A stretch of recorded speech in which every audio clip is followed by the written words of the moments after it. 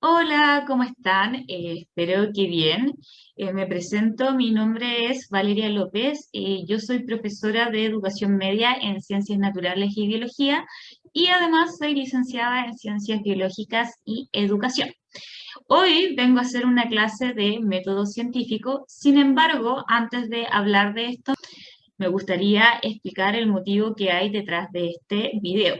Yo quiero hacer clases de preparación PAES, que es la prueba de acceso a la educación superior en el sistema chileno. Para estas clases van a tener un valor de 1.000 pesos y la idea de cobrar este valor es hacer el conocimiento un poco más democrático. En cuanto a la preparación de la PAES, me interesa mucho por dos cosas. En primer lugar, es una prueba que determina el acceso a la educación superior y en el caso de Chile es un país que existen muchas brechas educacionales. Por lo tanto, yo siento de que todos tienen la misma meta, sin embargo, parten con distintos puntos de inicio. Por lo tanto, con estas clases también a mí me gustaría un poco nivelar esta situación. Ahora sí empiezo a hablar del método científico. Como les decía, esta es una clase súper importante porque en primer lugar es la forma en que las ciencias empíricas obtienen conocimiento objetivo de la realidad. En segundo lugar, porque desarrolla habilidades del pensamiento científico. Con esta clase yo te voy a mostrar cómo un científico resuelve un problema. Y en tercer lugar, porque yo propongo como hipótesis que sociabilizar con los estudiantes a través del método científico podría reducir las brechas educacionales que existen a nivel de alfabetización científica, porque, como dije, desarrolla habilidades del pensamiento científico. Dicho eso, comenzamos. Parto declarando los objetivos de aprendizaje y acá parto contando una anécdota. Al menos en el sistema educacional chileno es bastante común que el profe entre a la sala y lo primero que haga es escribir un objetivo en la pizarra. Pero pocas veces se explica el sentido de objetivo. Los objetivos de aprendizaje siempre van iniciados con un verbo y este verbo se asocia a una habilidad cognitiva. Partimos de las más simples que vendrían siendo recordar, reconocer, describir y subimos hasta crear, que es la habilidad cognitiva más alta. En cuanto a los objetivos de aprendizaje de esta clase, nuestros objetivos serán describir, es decir, recordar algunos conceptos aplicados a la labor científica. Nuestro segundo objetivo será comprender las etapas del método científico. Acá subimos el nivel cognitivo, ya no basta con recordar, sino que ahora tenemos que comprender, entenderle el sentido. Y nuestro tercer objetivo de aprendizaje sería aplicar las diferentes habilidades desarrolladas durante el curso en ejercicios contextualizados del quehacer científico. Es decir, ya no basta con comprender. Nosotros tenemos que poder aplicar esto en resolución de problemas. Antes de comenzar, contar que la PAES tiene un temario y en el caso de la prueba de ciencia es un documento relativamente corto, tiene unas 13 hojas y de estas 13 hojas, dos se declaran de las habilidades científicas evaluadas en la prueba. Por lo tanto, el desarrollo de habilidades va a ser mi principal objetivo en las clases de preparación PAES que voy a dar. Y ahora sí que sí me pongo a hablar del método científico. En cuanto al método científico, podemos decir que es el procedimiento mediante el cual podemos alcanzar un conocimiento objetivo de la realidad, tratando de dar respuesta a las interrogantes acerca del orden de la naturaleza.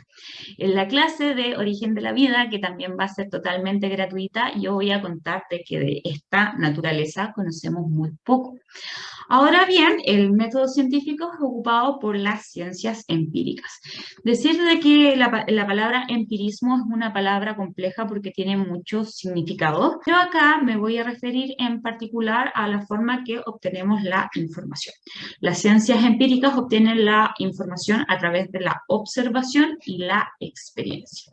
El punto está en que esta observación y experiencia muchas veces puede ser engañosa.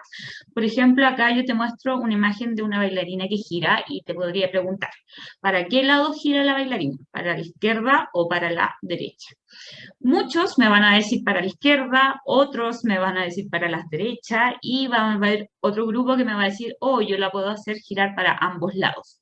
En realidad, antes de hacerla girar para ambos lados, mira, pestañea varias veces, mírala así de la nada y quizás la vea girar para el otro lado.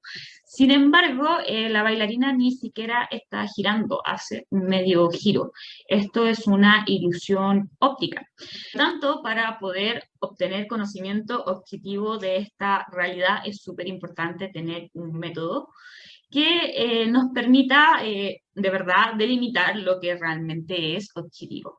Contar un poco de que hay una serie que a mí me gusta mucho, con la cual me río porque la encuentro una representación bastante representativa de la realidad, en donde hay un grupo de científicos, todos con un doctorado, la gran mayoría físicos, y en particular existe uno de que a las ciencias empíricas como que las miro como un poquito en menos. Y en realidad yo digo de que a pesar de que tenemos esta limitancia, tenemos un método que nos ayuda a obtener este conocimiento objetivo. Al decir que es un procedimiento, estamos diciendo que tiene etapas. Y estas son las etapas del método científico. Pero en vez de aprendértelas de memoria para ayudar a la comprensión, que es nuestro objetivo de aprendizaje, yo te voy a mostrar todas las etapas y te voy a ir haciendo unas preguntas que espero intentes contestar. Entonces, todo parte con la observación. Lo primero que voy a decir de que observar no es lo mismo que mirar. Cuando uno observa, lo hace de manera analítica. Por ejemplo, lo que hago yo, busco patrones. De esta observación te va a surgir un problema. Si no te surge problema, no vamos a seguir. Si no hay problema, no existe la solución. Y el planteamiento del problema va a implicar el descubrimiento del tema en cuestión que se desea abordar. Esto te va a generar una pregunta que va a ser tu gran objetivo de investigación. A esta pregunta tú le vas a empezar a dar posibles respuestas. Todas esas posibles respuestas se llaman inferencias. Pero de todas las posibles respuestas que hay, tú te vas a quedar solo con una. Y con la que te quedas se llama hipótesis. ¿Y qué es esta hipótesis? Esta palabra que sonaba tan raro es una posible respuesta, es un enunciado que se intenta verificar o rechazar. Ahora bien, ¿cómo eliges tu inferencia? O sea, ¿cómo tomas la decisión de cuál va a ser tu hipótesis? Bueno, esa decisión se toma en base a lo que ya está descrito en la literatura, que muchos conocen como el estado del arte. Y acá es muy probable que en tu vida cotidiana tú hagas todo esto. Tú te despiertas como ser único, observas el mundo, te das cuenta de problemas, piensas posibles respuestas, te quedas con una que va a ser tu hipótesis y va a ser tu creencia. Ahora bien, si quieres ver la vida como un científico, tienes que seguir. Y acá va la primera pregunta. ¿Qué harías después de plantear tu hipótesis? Bueno, espero que la respuesta sería la experimentación. Las ciencias empíricas son ciencias experimentales. La experimentación en el método experimental es una condición o parámetro que generalmente es referido como variable, es conscientemente manipulado y frecuentemente referido como un tratamiento y se observa el resultado o efecto de esta manipulación. En cuanto a la experimentación, es súper importante que hay que definir controles. Los controles nos van a permitir comparar. Y la comparación nos va a permitir el análisis. La comparación es una habilidad cognitiva analítica. ¿Qué vamos a comparar? Normalmente lo que pasa por default, naturaleza, es lo que ocurre normalmente versus nuestras condiciones tratamiento. Y vamos repitiendo porque cuando queremos memorizar no está mal ser redundante. Partimos observando, descubrimos un problema. Ese problema les damos posibles respuestas que son inferencias y de todas esas inferencias elegimos una que es nuestra hipótesis. Y esta hipótesis la intentamos poner a prueba a través de la experimentación. Ya, hiciste todo eso. Piensa, ¿qué harías después? Espero que la respuesta sea el análisis de los datos. Ahora bien, es importante mencionar que antes de analizar los datos, previo los tienes que ordenar. Y para esto es súper importante saber ocupar herramientas tecnológicas. Por lo tanto, esta experimentación me va a dar muchos resultados, los cuales yo ordeno para analizarlos. ¿Y cómo los voy a analizar? Normalmente a través de herramientas estadísticas, que me permitan determinar si mis resultados son significativos. Lo que quiere decir que lo que se observa es poco probable que sea producto del azar. Por lo tanto, volvamos a repetir. Observamos, identificamos un problema, generamos una pregunta que es nuestro objetivo de investigación. A esa pregunta le damos posibles respuestas que son inferencias. De todas esas inferencias me quedo con solo una, que es mi hipótesis. Mi hipótesis la pongo a prueba mediante la experimentación.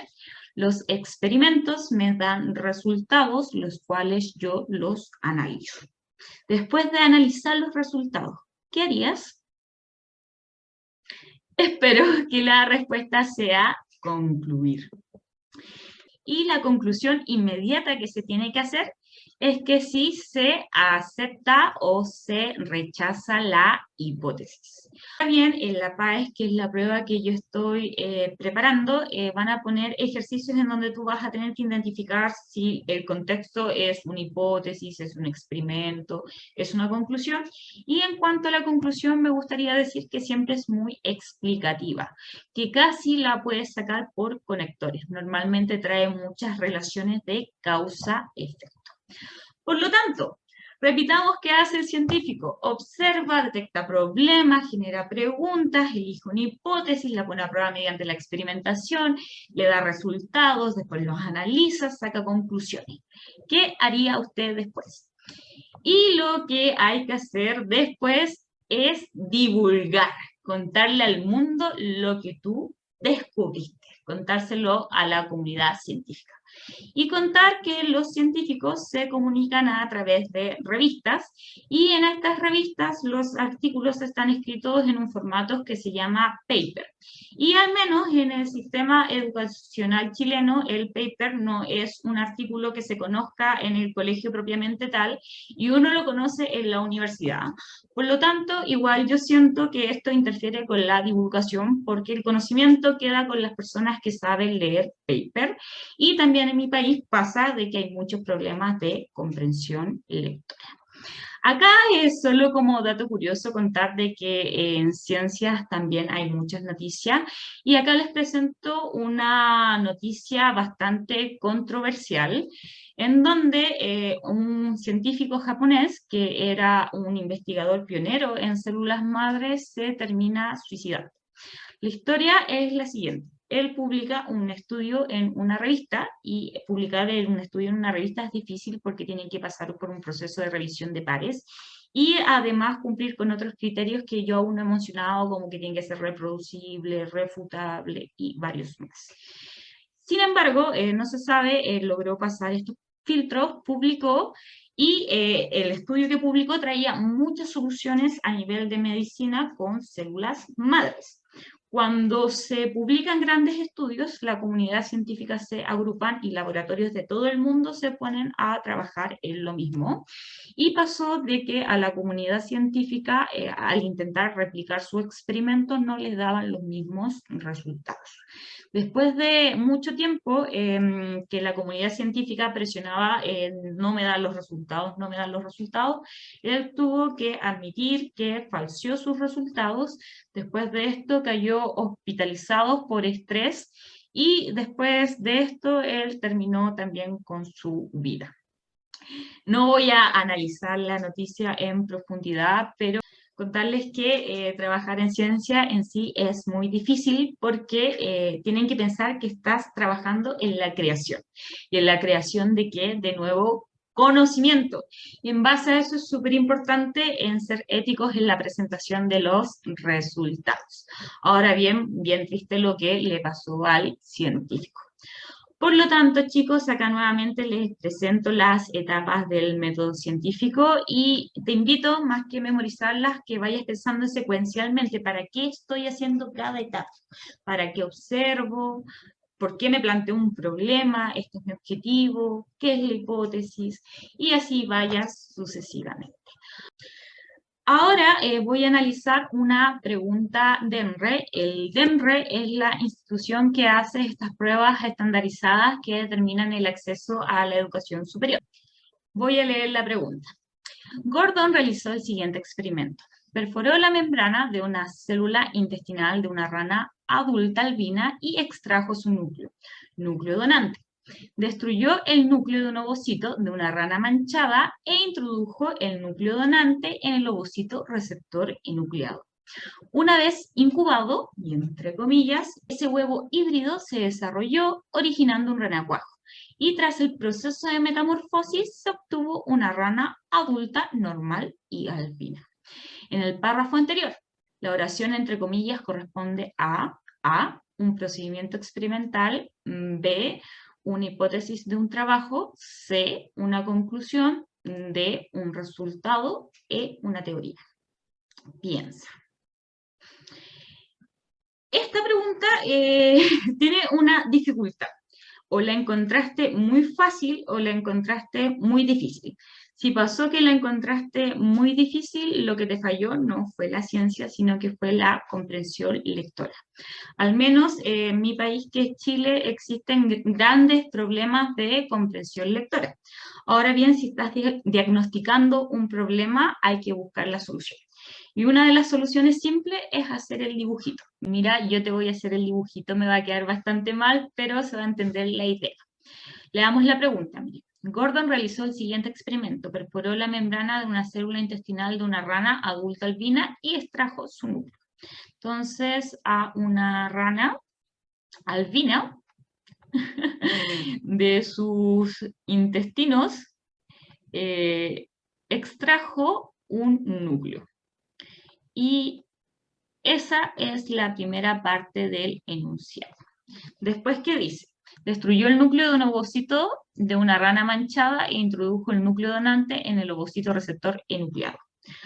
Después tomó otra rana, es una rana manchada, por lo tanto cambió el color. A esta rana manchada que hizo, le sacó un ovocito, y tú si quieres le escribes al lado ovocito. A este ovocito le sacó el núcleo, le destruyó el núcleo y te quedó un ovocito anucleado, y a ese ovocito anucleado le introdujo el núcleo que había extraído con anterioridad.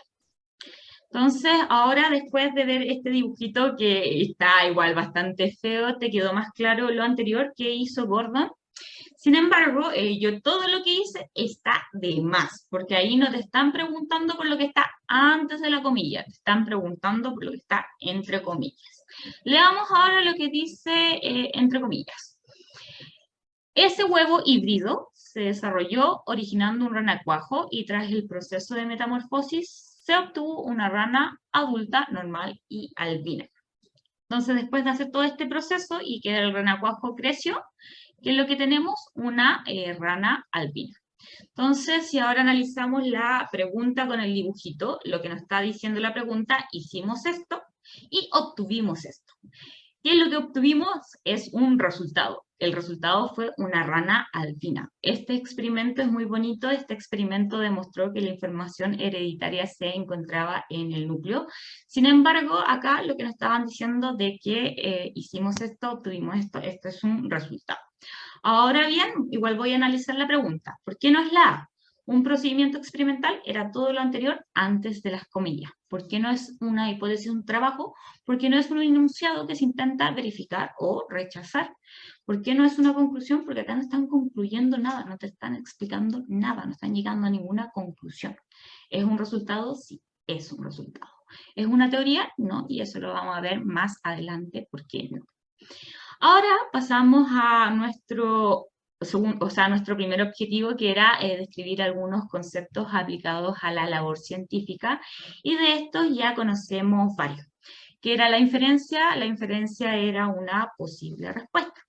¿Qué era la hipótesis? Era una inferencia que escogíamos según el estado del arte, y esta inferencia, esta hipótesis la intentábamos aceptar o rechazar. Es un enunciado no verificado que se intenta confirmar o refutar. La conclusión, acuérdense que lo primero que concluye es que si se acepta o se rechaza la hipótesis por medio de la experimentación. Por lo tanto, también vamos a decir de que la conclusión sigue siendo una inferencia, es una posible respuesta, pero es una posible respuesta comprobada experimentalmente. Consiste en la interpretación de los hechos observados de acuerdo a los datos experimentales. Ahora bien, como dije, la conclusión concluye, la van a identificar por lenguaje. ¿En qué se diferencia la teoría? Bueno, la teoría es mucho más grande que la conclusión. La teoría se construye de muchas conclusiones, y no olvidemos que las conclusiones son inferencias comprobadas experimentalmente. Por lo tanto, las teorías son muy bien construidas, y así las teorías son más generales, explican grandes fenómenos naturales. Por lo tanto, tú vas a poder reconocer una teoría a nivel de texto, porque no te está dando una relación uno a uno, sino que te está dando una gran explicación. Por ejemplo, la evolución. También es súper importante decir que la teoría pueden tener excepciones, no son verdades absolutas, son teorías. Y acá yo te voy a contar una historia. No hace mucho tiempo atrás la gente creía que la Tierra era plana y que si navegaba llegaba a un punto que se iba a caer. Y hubo un científico llamado Galileo Galilei que, ocupando una tecnología que se llamaba telescopio, dijo: oye, la Tierra no puede ser plana, tiene que ser redonda. Por decir esto, la Iglesia Católica lo enjuició y lo mandó al exilio para que no hablara con nadie más. Sin embargo, este señor también se equivocó. La Tierra no es redonda. Ahora sabemos que es más un ovoide porque es achatada hasta los planos.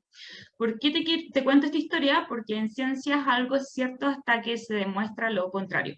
Sin embargo, la teoría es la mejor respuesta que tenemos hasta el momento. Sin embargo, podemos subir de nivel si hay conocimientos que son verdades absolutas, y esas son leyes. Las leyes son verdades universalmente aceptadas, son siempre ciertas en todo lugar.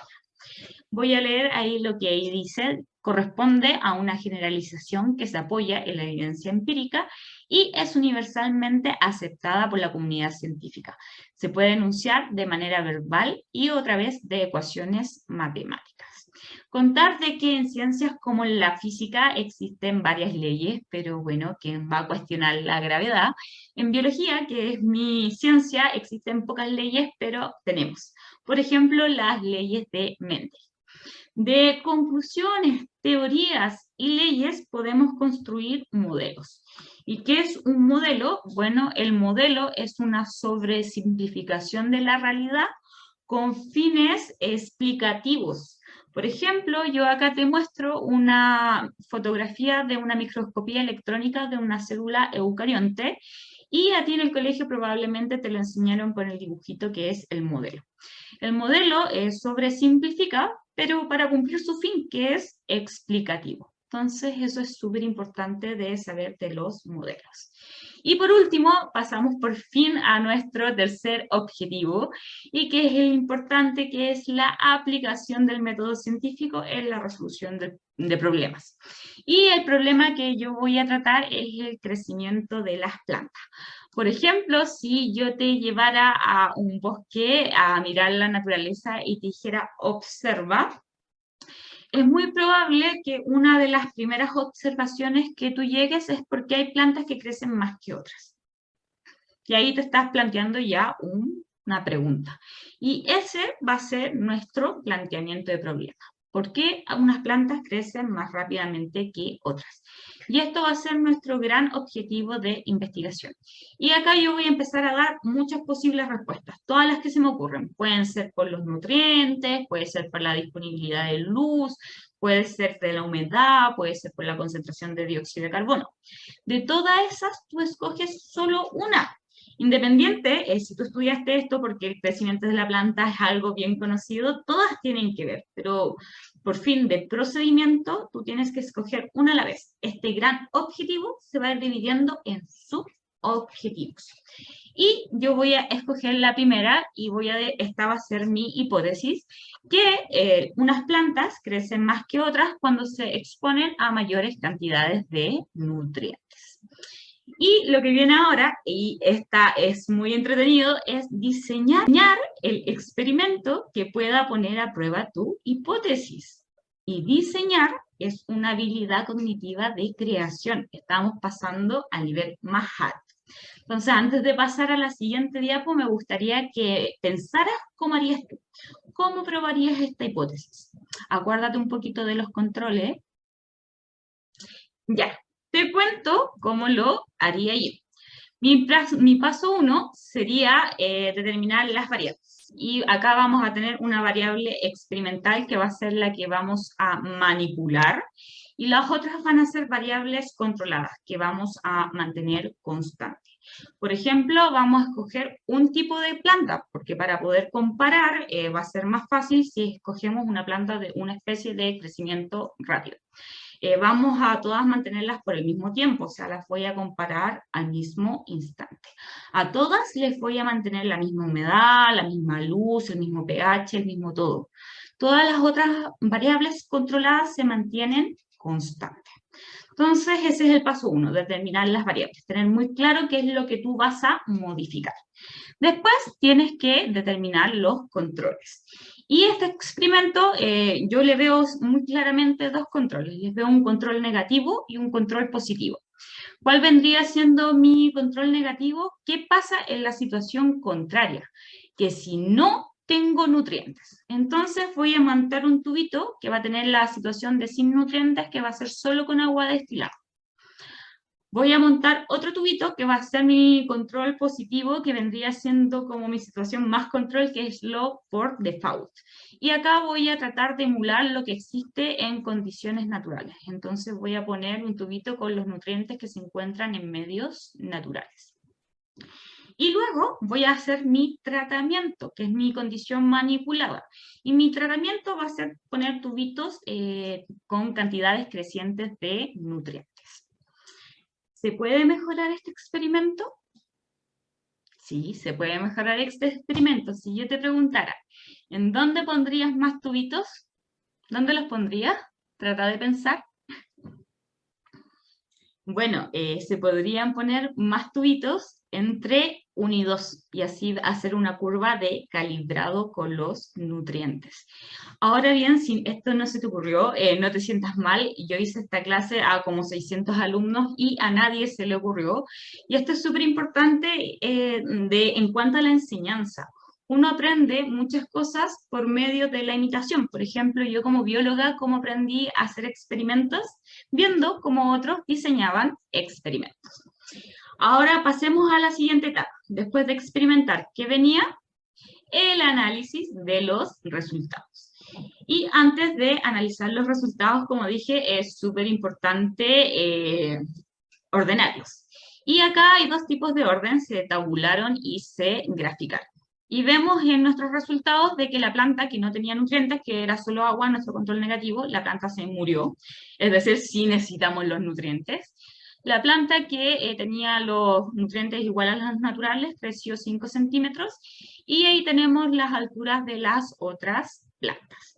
Esto lo tenemos que analizar con herramientas estadísticas para determinar que estas variaciones no se deben al azar. Sin embargo, a nivel de PAES no te lo van a pedir, pero a simple vista podemos concluir algo. ¿Qué concluirías tú? Bueno, lo que yo concluyo es que se acepta la hipótesis. el crecimiento de las plantas depende de la cantidad de nutrientes que poseen, dado que las plantas que más aporte nutritivo tienen son las que más crecen. Una vez que resolvemos esto, podemos irnos nuevamente para atrás y plantearnos nuevas preguntas y objetivos de investigación. Por ejemplo, ahora podríamos probar la luz y hay que diseñar, por ejemplo, el experimento para probar esa luz y todo así. Y una vez que lleguemos a muchas conclusiones, podemos hacer la teoría del crecimiento de las plantas. Y si esto sigue y si llegamos a un conocimiento absoluto, podríamos llegar a una ley. Y con esto termina la clase. Ahora yo lo que voy a hacer son analizar preguntas de EMRE, que como les dije es la institución que hace esta prueba estandarizada. Y la primera que voy a analizar es una pregunta PAES. Contar de que el EMRE está liberando 2 preguntas por semana, así que para que estén atentos. Y leeré la pregunta. Dice: preocupados por los efectos de la radiación ultravioleta UV, un grupo de estudiantes busca determinar la cantidad de radiación UV a la que están expuestas las personas de su colegio. Para ello, planean utilizar un tipo de sensor UV para registrar a lo largo del día la intensidad de la radiación en un lugar específico de la cancha de asfalto del colegio. Y en base a los resultados, proponer medidas de protección a las personas. En base a lo anterior, ¿cuál de las siguientes opciones señala correctamente una hipótesis adecuada al diseño experimental propuesto por los estudiantes? A. La radiación UV varía su intensidad según los lugares que sea medida. B. La intensidad de la radiación UV varía según el tipo de sensor utilizado. C. La intensidad de la radiación UV es máxima a una determinada hora. D. La radiación UV provoca daños a la salud de las personas. Piensa, escoge una. Y acá, nuevamente, puede estar con problemas de comprensión lectora. Una estrategia para enfrentar esto puede ser hacer el dibujito o también hacer el resumen. Estudiantes estaban preocupados por la radiación UV, entonces lo que hicieron, tomaron un sensor UV, lo pusieron en un lugar de la cancha de asfalto del colegio y midieron eso por todo el día. Eso fue lo que hicieron. Vamos ahora con el análisis de alternativas. A. La radiación UV varía su intensidad según los lugares en que sea medida, y esa alternativa no es correcta porque los estudiantes no están midiendo la radiación en distintas partes, sino que pusieron un sensor en una parte del colegio. B. La intensidad de la radiación UV varía según el tipo de sensor utilizado, y esa tampoco es correcta porque no están ocupando distintos sensores, ocuparon un sensor. C. La intensidad de la radiación UV es máxima a una determinada hora, y sí, esa es una hipótesis correcta al diseño experimental. Si están midiendo la radiación UV durante todo el día, van a ver que esta varía y llega a un punto en que va a ser máxima. D. La radiación UV provoca daños a la salud de las personas, y esa es una observación. Es con lo que partieron los estudiantes. Sin embargo, esa observación también es una conclusión detrás, porque esa es una aseveración comprobada experimentalmente. Entonces, eso vendría siendo el análisis de una pregunta PAES, para que vean de que en realidad no son tan sencillas. Seguimos. Esta fue sacada de la prueba anterior a la PAES, que se llamaba PDT, y dice: la causa del incremento de la temperatura corporal durante la ovulación se debe a un aumento en la secreción de progesterona, puesto que esta hormona es termógena. Lo anterior corresponde a una conclusión, B, un objetivo de investigación, C, un modelo, D, una observación, E, una teoría. ¿Pensaste? ¿Escogiste? La alternativa es la A. Es una conclusión, hay una premisa, hay una causa y un efecto. La temperatura durante la ovulación aumenta porque se secreta más progesterona y esta hormona es termógena. Te estoy dando una explicación. Esto es claramente una conclusión. No es un objetivo de investigación porque no es una pregunta, no es un modelo porque no es una sobresimplificación de la realidad, no es una observación porque es más amplio. ¿Qué sería una observación? Durante la ovulación la temperatura aumenta. Eso sería una observación. Pero acá te están dando todo. Y no es una teoría porque no está explicando un gran fenómeno natural. Vamos con la siguiente. Esta dice, el modelo representa el ciclo reproductivo en humanos. Y antes de leerlo de abajo, yo siempre invito a mirar el modelo. Y acá vemos que hay una fase haploide y una fase diploide. El individuo pasa a la fase de diploide, haploide por la meiosis, forma gametos y cuando los gametos se unen, forman un cigoto que vuelve a ser diploide. Eso es lo único que nos entrega el modelo.